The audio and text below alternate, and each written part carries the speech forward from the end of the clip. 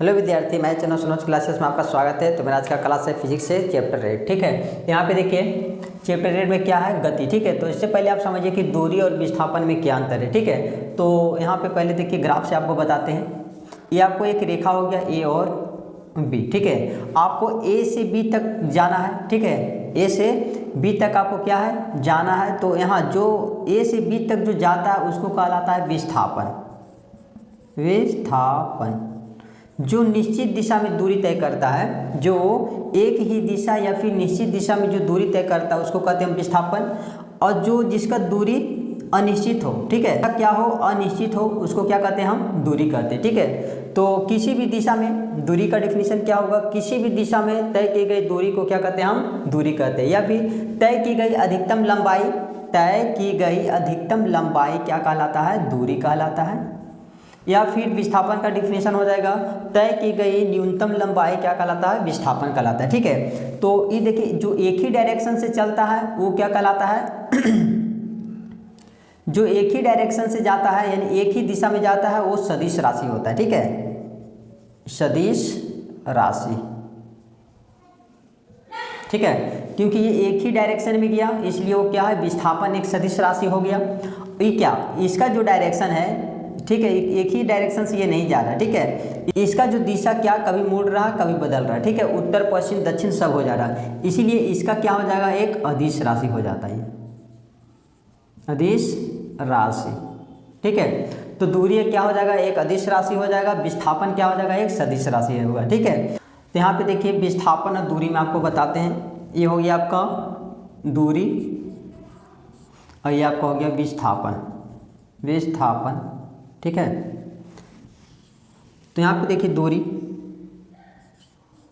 तय की गई अधिकतम लंबाई दूरी कहलाता है, दूरी कहलाता है। ठीक है, पहला पॉइंट, इसका पहला पॉइंट क्या हो जाएगा, तय की गई न्यूनतम लंबाई, न्यूनतम लंबाई विस्थापन कहलाता है, विस्थापन कहलाता है।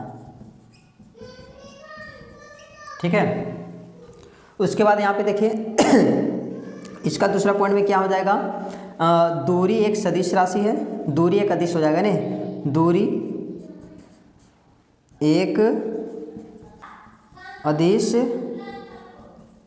राशि है और जबकि विस्थापन एक सदिश राशि हो गया। ठीक है, एक सदिश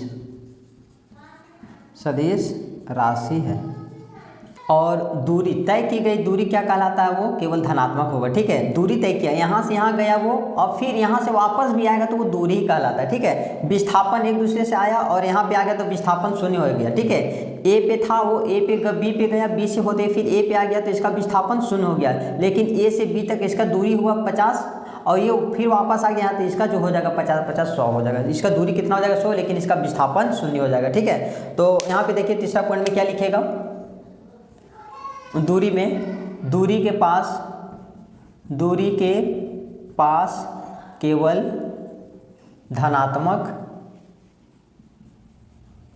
धनात्मक होता है। ठीक है, और विस्थापन में क्या लिखेगा, विस्थापन के पास धनात्मक, ऋणात्मक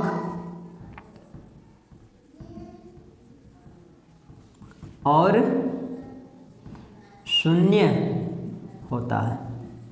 ठीक है, तो दूरी और विस्थापन के बारे में बहुत अच्छा समझ गए और आप ये डायग्राम से भी बहुत अच्छा से आप याद कर सकते हैं। दूरी जैसे तैसे होके गया इसीलिए एक अदिश राशि है, विस्थापन एक सीधी डायरेक्शन में गया वो क्या है, एक सदिश राशि है। ठीक है, तय की गई न्यूनतम लंबाई विस्थापन कहलाता है, तय की गई अधिकतम लंबाई दूरी कहलाता है। ठीक है, दूरी के पास धनात्मक, ये दूरी के पास केवल धनात्मक चिन्ह होता है और विस्थापन के पास धनात्मक, ऋणात्मक और शून्य होता है। इसका एसआई मात्रक विस्थापन, क्योंकि वो भी दूरी तय कर रहा है, ये भी दूरी ही तय कर रहा है। ठीक है, तो दोनों ही क्या होता है, एसआई मात्रक मीटर होता है। दूरी का एसआई मात्रक मीटर और विस्थापन का भी एसआई मात्रक मीटर होता है। ठीक है, और उसके बाद अगला वीडियो में देखिएगा चाल और वेग में। ठीक है, अगर मेरा वीडियो अच्छा लगा तो मेरे चैनल को लाइक, सब्सक्राइब, दूसरे को शेयर करें। Thank you.